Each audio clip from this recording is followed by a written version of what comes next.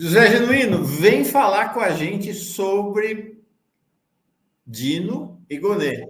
Vem falar com a gente sobre essa encrenca que acabou levando, aparentemente, contribuindo para a nomeação, para a indicação de Dino, entre o STF, ou entre o Senado e o STF. Queremos saber de todos os bastidores e, sobretudo, da sua avaliação.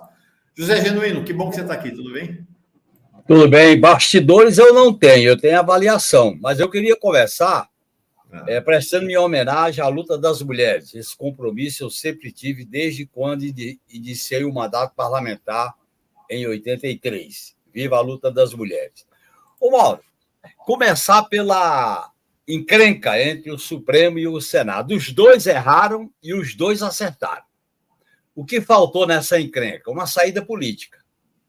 Olha bem, a motivação do Senado foi um estímulo dos bolsonaristas para criar uma situação política difícil para o Supremo. Por outro lado, o Supremo pegou a bandeira de não mexer no poder monocrático do juiz e não aceitou discutir o que seria correto, uma alternativa. Qual é a alternativa viável para sair desse impasse? Se aprova o direito dos ministros e dos juízes tomarem decisões monocráticas que são cautelares quando tiver em jogo direitos e garantias individuais. Eu vou citar dois grandes exemplos. Covid. Era necessário medida do ministro para conter a chacina e a mortandade. Correto, que é o direito à vida. Mas eu vou mostrar para você como o Supremo não tem muita coerência na sua história. Em 90, eu era deputado, você se lembra do Plano Collor. O Plano Collor sequestrou a poupança, direitos e garantias individuais. O Supremo nunca julgou isso aí com a ação direta de inconstitucionalidade. Portanto, não há santo nessa história, tá certo? Existe uma situação errada que é decisões monocráticas postergando decisões colegiadas. Por exemplo, o ex-presidente do Supremo Fux ficou 3 anos com a lei sobre o juiz de garantias, a reforma que criou o juiz de garantias, para citar esse exemplo. Por outro lado, nós não podemos fazer coro com os bolsonaristas que querem enfraquecer o Supremo enquanto instituição, porque o Supremo, diante das barbaridades do bolsonarismo, acabou tendo um papel positivo, principalmente em relação aos atos do 8 de janeiro. Então é necessário bom senso, é necessário botar a política nessa história. E o correto é estabelecer que as medidas cautelares, com efeito imediato, tomadas monocraticamente, estão legítimas quando se tratar de direitos e garantias individuais. É o que está previsto, Mauro, no artigo 60 das chamadas cláusulas pétreas, que não pode nem emendar a Constituição. O problema é que o Judiciário invadiu certas áreas, o Congresso também, e eu acho que o Jacques Wagner, equivocadamente, levou o governo para dentro dessa crise. E aí essa crise produziu uma outra anomalia, que foi, pela primeira vez na história do Ministério Público, o Supremo Tribunal Federal faz o Procurador-Geral da República. Você sabe que nunca tinha acontecido isso, né, Mauro? Nunca.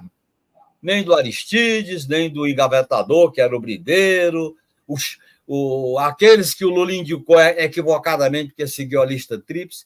Nunca o Supremo fez o procurador.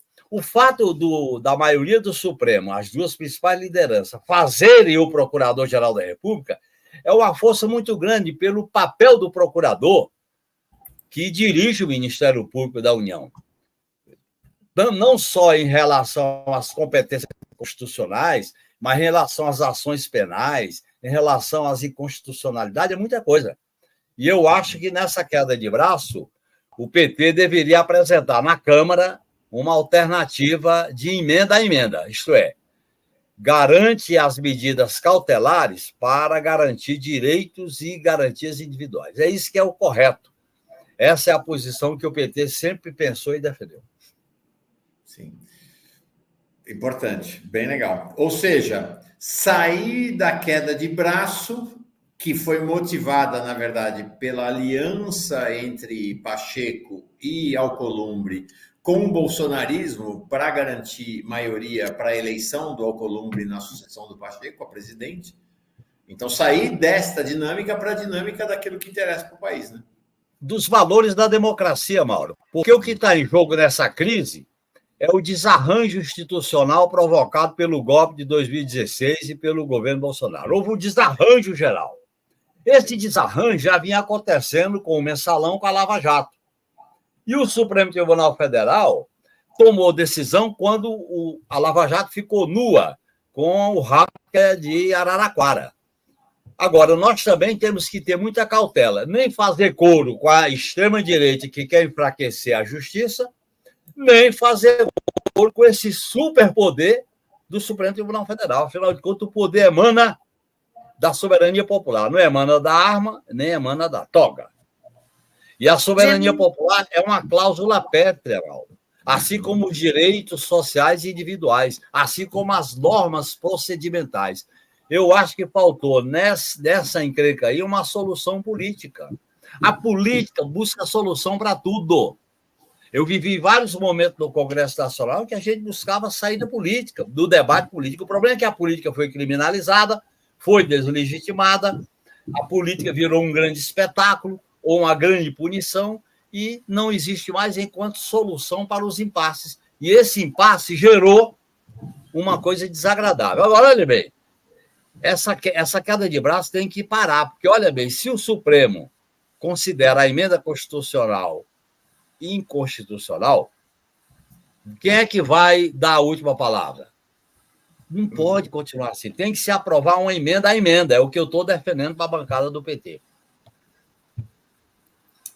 Genuíno, ontem a articulista Maria Cristina Fernandes do Valor fez um artigo argumentando que tudo isso faz parte de um acordo para que a aprovação, para que as sabatinas feitas com o Gonê e com o Dino sejam mais fáceis no Senado. E ela coloca o papel do Jacques Wagner também aí na construção desse acordo. Você concorda com essa tese? O que você acha disso? Olha, eu não tenho elementos para fazer dessa especulação uma possibilidade. Agora, o que eu acho esquisito é uma reunião do presidente da República com os ministros do Supremo e os ministros do Supremo exigirem alguma coisa de negociação. O Poder Executivo, que é majoritário, não vai se reunir com o poder contra-majoritário, que é o Supremo, para fazer acordo político. Aí isso aconteceu na famosa... da sexta-feira, logo depois da aprovação da votação da PEC. Segundo, o presidente da República não precisa consultar os ministros do Supremo para indicar o presidente da PGR, nem ministro do Supremo. Isso quebra o rito, quebra a liturgia, e eu acho que não é conveniente. Por outro lado, nós não podemos colocar as instituições à mercê de manobras procedimentais. O Jacques Wagner deveria ter dito: eu voto com a bancada, e ele sabe que essa é a regra do PT, mesmo pensando diferente. Ou então ele podia dizer: eu concordo com a emenda, mas vou me abster, porque a abstenção é como se votasse contra.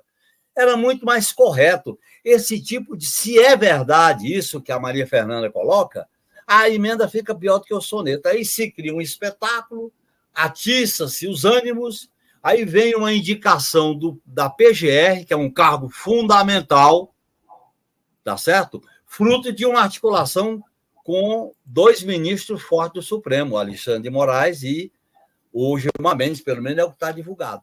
E se indica um ministro do Supremo também de acordo com a Corte. Como é que você faz isso?